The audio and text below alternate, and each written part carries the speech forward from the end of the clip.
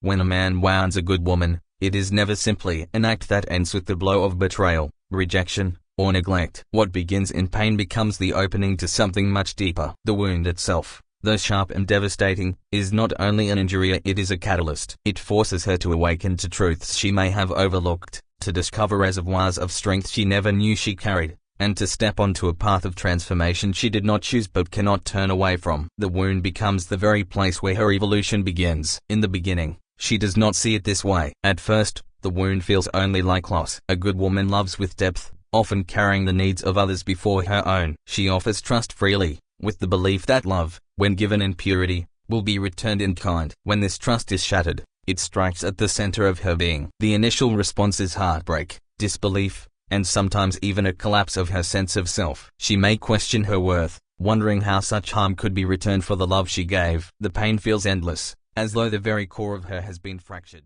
Yet, hidden within that pain is the seed of change. For a wound demands attention, it calls her inward. It refuses to be ignored or dismissed. What once allowed her to overlook certain patterns or behaviors now stands exposed, and she cannot unsee what she sees. The wound insists on being felt, explored, and understood, and in this way, it becomes a relentless teacher. Where once she gave endlessly, now she is confronted with the truth of her own needs. Where once she placed all her trust outward, now she is compelled to turn inward and listen to herself. This turning point is crucial. Without the wound, she might have continued to live in illusions about love, giving beyond her limits, mistaking sacrifice for devotion. But through the wound, those illusions are pierced. She begins to realize that love without respect is not love at all, that tenderness without reciprocity drains the soul, and that her worth cannot depend upon another's ability to recognize it. The wound, therefore, strips away what was false and lays bare what is true.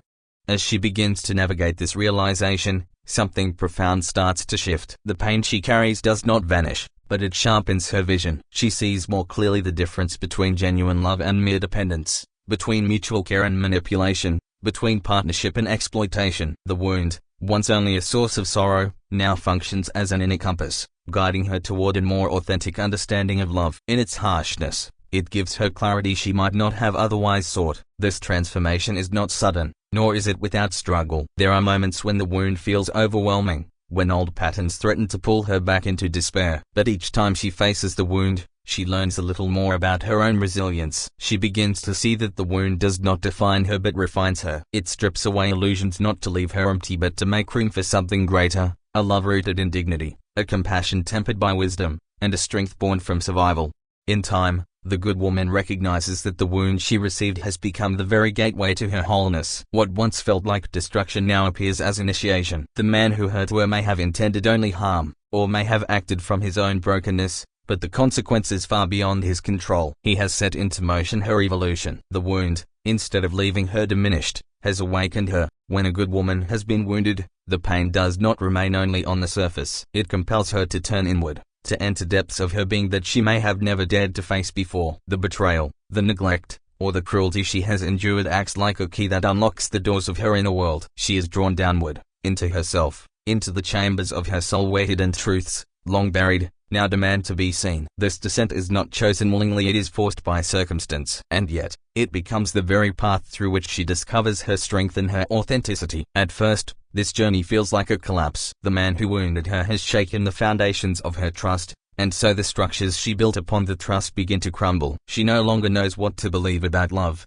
about herself, or even about the world. The pain drives her inward, and there she meets silence, loneliness, and the ache of emptiness. It feels like she has been abandoned not only by another, but by life itself. But this descent, though painful, is necessary, for in going inward, she encounters what she had once overlooked, the truths that remain hidden beneath her longing to give, to trust, to love without measure. Within this descent, she confronts the parts of herself she may have denied. She sees the places where she gave too much, where she silenced her own needs, where she accepted less than she deserved. She recognizes how her innocence, her belief that goodness alone was enough, left her vulnerable to being wounded. These revelations are painful, yet they are also liberating, for the descent strips away illusion and forces her into honesty with herself first, and with the world thereafter. This process is like entering a dark cave. At first, she fears what she might find, afraid that the shadows will consume her. But as her eyes adjust, she begins to see more clearly. The darkness reveals itself not as emptiness but as depth. Within it lie her unacknowledged strengths, her unclaimed voice, her dormant power. She realizes that pain has not come to destroy her, but to awaken her. The descent shows her that she is far more than she believed herself to be. This inner journey also brings her face to face with grief. She mourns the love she lost,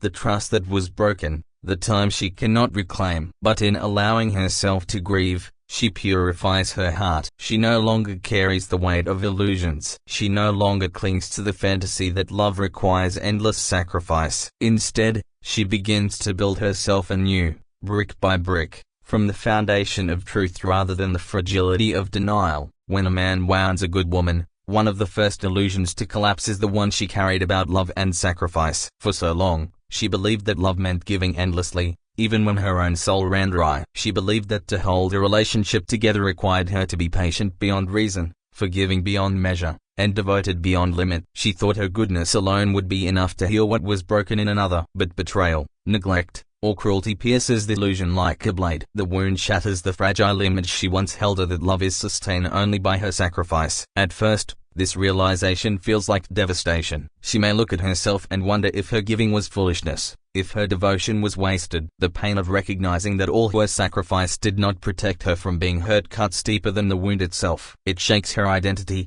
for so much of her self-image was tied to being the one who loves without end. She had equated worth with selflessness, and when that selflessness was met with harm, she felt as though her very worth had been destroyed. Yet this collapse of illusion, though painful, is also liberating, for sacrifice without balance is not love, but self-erasure. The good woman, in the aftermath of her wounding, begins to see this truth. She realizes that love which demands she give up her dignity, silence her needs, or endure cruelty is not truly love, it is bondage disguised as devotion. This recognition is born from heartbreak, but it is also the seed of her awakening. Through her suffering, she begins to separate love from illusion. She understands that love must be reciprocal, that it must nourish rather than consume. She learns that her needs are not selfish but sacred, and that her voice has as much right to be heard as her partner's. The illusions that once held her captive begin to dissolve, and with their dissolution, she steps closer to authenticity. The man who hurt her may have thought he diminished her, but in reality, he stripped away the veil that kept her blind to herself. The very act of betrayal forced her to look at the truth, that sacrifice without respect destroys the soul, and that goodness without boundaries invites harm. This truth, once seen, cannot be unseen. It lingers in her heart, reshaping the way she understands herself and the way she will approach love in the future. The good woman learns that her giving is a gift, not an obligation. She learns that her devotion is powerful, but it must never be poured into a vessel that cannot hold it with care. She discovers that her goodness is not measured by how much pain she can endure, but by how deeply she honors both herself and others. In this way, the collapse of illusion becomes the construction of truth. Through her suffering, she begins to separate love from illusion. She understands that love must be reciprocal, that it must nourish rather than consume. She learns that her needs are not selfish but sacred, and that her voice has as much right to be heard as her partner's. The illusions that once held her captive begin to dissolve, and with their dissolution, she steps closer to authenticity. The man who hurt her may have thought he diminished her, but in reality, he stripped away the veil that kept her blind to herself. The very act of betrayal forced her to look at the truth, that sacrifice without respect destroys the soul, and that goodness without boundaries invites harm. This truth, once seen, cannot be unseen. It lingers in her heart, reshaping the way she understands herself and the way she will approach love in the future. The good woman learns that her giving is a gift, not an obligation. She learns that her devotion is powerful, but it must never be poured into a vessel that cannot hold it with care. She discovers that her goodness is not measured by how much pain she can endure, but by how deeply she honors both herself and others. In this way, the collapse of illusion becomes the construction of truth. This transformation does not make her hard or bitter. On the contrary, it softens her in a new way. Her compassion remains, but it is no longer naive. Her patience remains, but it is no longer limitless. Her love remains, but it is no longer blind. What emerges is a love rooted in dignity, a compassion guided by wisdom, and a self-respect that refuses to be silenced. In losing her illusions, she gains clarity. She sees that authentic love is not about losing oneself for another, but about two souls meeting in mutual respect and balance. She sees that her goodness is not meant to be consumed, but to be cherished. And with this new clarity,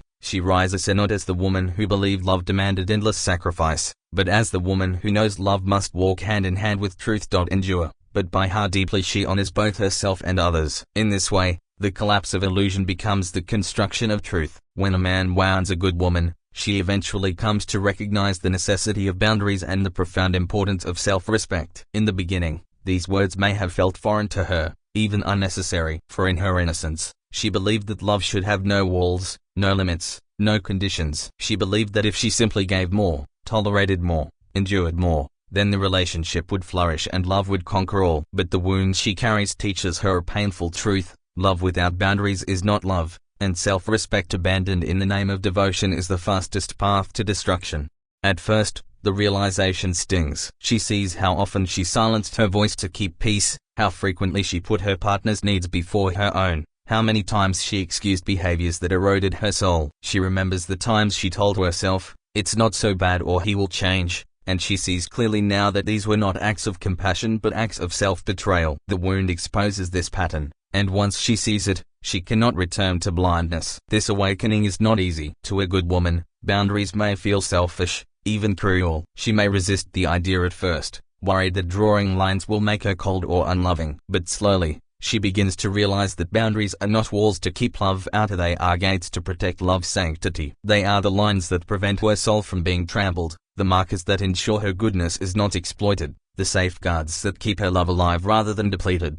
With each painful memory, she learns to listen to herself differently. Where once she would have silenced the small voice that whispered, "This is wrong," she now honors it. Where once she endured what made her spirit ache, she now walks away. Where once she felt compelled to prove her love by absorbing wounds, she now proves her love for herself by refusing them. The good woman learns that boundaries are not barriers against love, but the very conditions that allow love to thrive. And with boundaries comes the flowering of self-respect. She discovers that her worth is not negotiable, that it does not depend on whether a man recognizes it, and that it cannot be diminished by rejection or betrayal. Her dignity becomes her anchor, and from this anchor she moves differently in the world. She no longer begs for love, for she knows she is already enough. She no longer accepts crumbs, for she knows she is worthy of the feast. She no longer allows herself to be silenced, for her voice carries truth that deserves to be heard. This transformation shifts her entire presence. The woman who once feared saying no now says it with calm authority. The woman who once stayed silent to avoid conflict now speaks with clarity. The woman who once defined herself by how much she could endure now defines herself by how deeply she honors her own being. Her compassion remains, but it is balanced with discernment. Her love remains, but it is paired with strength. Her openness remains, but it is safeguarded by wisdom. The man who hurt her may not recognize the power he has awakened, but those who meet her after will. They will encounter a woman who knows her value, who knows what she will accept and what she will not, who knows that love is not about diminishing herself but about standing in her wholeness. She becomes magnetic not because she gives endlessly, but because she radiates a dignity that cannot be shaken. What follows is not hardness or bitterness but clarity. She is still tender, still compassionate, still able to love deeply, but her love no longer comes at the cost of herself. It flows freely, yet it is protected by the sacred boundary of her self-respect. And this, more than anything, is what allows her to rise beyond the wound. When a man wounds a good woman, something remarkable happens to her compassion. At first, it seems her very tenderness is what allowed the wound to take root, that her open heart, her forgiving nature, her deep empathy became the very soil where betrayal could grow. In the aftermath of pain, she may even despise these qualities within herself, wishing she were colder, harder, less inclined to give. She may tell herself that compassion is weakness, that love is a liability, that caring too deeply only invites destruction. But over time, as she walks through the fire of heartbreak and emerges with greater clarity, she comes to see that compassion itself is not the problem. It is compassion without wisdom, without discernment, without boundaries, that leaves her vulnerable. The wound does not destroy her compassion, it refines it. This refining process begins when she looks honestly at how she once gave. She recalls the times she excused harmful behavior because she wanted to understand his pain. She remembers how often she put his needs before her own, believing that love meant sacrifice at any cost. She sees how her compassion, beautiful as it was, often flowed without guidance, without the protection of self-respect. It was like a river without banks, so powerful, but uncontained, spilling everywhere until she herself was left empty. The wound forces her to see this clearly, and as she reflects, she realizes compassion is not meant to erase her own needs. Compassion is not about tolerating harm. True compassion must include herself. To care for others while abandoning herself is not compassion at all, it is self-neglect. This awakening reshapes her heart. She still feels deeply, but she begins to direct the depth in a balanced way. She learns to ask, does my compassion uplift me as well as the other? Does my love honor my dignity as well as theirs? If the answer is no, then she knows it is not true compassion but distortion. Through this transformation, her love gains strength. It is no longer fragile, dependent on being received or reciprocated. It becomes something she carries within herself, steady and clear. She is no longer driven to heal every wound she sees in others, because she understands that not every wound is hers to tend. She is no longer compelled to save those who do not wish to be saved, because she recognizes that her energy is sacred. Her compassion becomes discerning, it knows where to flow and where to stop. This refined compassion changes how she loves. It is no longer blind or self-sacrificial, but intentional and wise. She still forgives, but she no longer tolerates abuse. She still cares, but she no longer erases herself in the process. She still gives, but only where there is balance, reciprocity, and respect. And this makes her love infinitely more powerful. For now, when she loves, it is a choice born of strength, not compulsion. It is an offering made from fullness, not depletion. Others feel this difference. Those who approach her sense immediately that she is not one to be taken for granted. Her presence carries both warmth and gravity. Her kindness is no longer mistaken for naivety, for it is paired with the steady force of her boundaries. Her tenderness remains, but it has been tempered in fire, and it shines now as resilience. The good woman, once wounded, becomes a woman whose compassion is a force that heals, but never at her own expense, and in this, she finds freedom. No longer does she fear that her heart makes her weak. No longer does she see her empathy as a flaw. Instead, she sees that her gift was always meant to be refined, to evolve into something stronger, clearer, more aligned with truth. The wound that once seemed to tarnish her heart has, in fact, burnished it, leaving it brighter, purer, and unshakable. After a man wounds a good woman, after she has endured betrayal, heartbreak, and the erosion of illusions, something extraordinary begins to emerge within her: wholeness. This wholeness is not the fragile, naive sense of being perfect or unhurt. It is not the innocence she carried before, nor is it the blind optimism that once allowed her to give endlessly without measure. Instead, it is the culmination of every trial she has endured, every boundary she has set, every shadow she has faced, and every ounce of compassion she has refined. It is the integration of light and shadow, strength and tenderness, sorrow and resilience, forming a new woman who is complete in a way that could never have existed before the wound. The path to this wholeness begins in the confrontation with pain. She has felt the sting of betrayal, the ache of neglect, and the confusion of loving without reciprocity. Each of these experiences, though agonizing in the moment, has forced her to examine herself and her relationships in ways she would never have chosen otherwise. She has descended into her own depths, confronting the illusions she carried about love, sacrifice, and self-worth. She has discovered her capacity for resilience, for discernment, for survival, and in doing so, she has begun to reconstruct herself on a foundation stronger than before, one built not on naive hope, but on truth. This wholeness also emerges from the recognition of boundaries. Where she once gave endlessly, she now gives consciously, with awareness of what nourishes her and what diminishes her. Where she once silenced her own needs to care for another, she now honors herself, recognizing that self-respect is not only necessary but sacred. Her love is no longer a liability, but a source of strength for herself and for those who meet her in honesty and reciprocity. Through this, she achieves balance. She can be tender without being weak, compassionate without being exploited, and open without being unprotected.